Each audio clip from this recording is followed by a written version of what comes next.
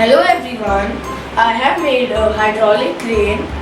A hydraulic crane works on the Pascal's law, which means pressure applied on one side is equal to the pressure on the other side. In this, I have used 4 syringes here and 4 syringes in the crane.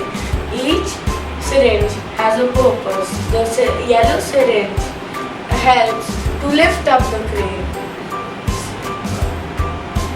The green syringe lifts up the crane from the upper half.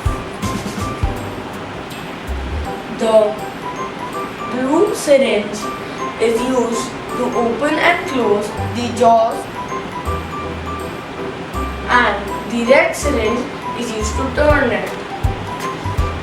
This hydraulic crane is made up of cardboard, toothpicks, 8 syringes, 8 pipes and thermocol. Thank you.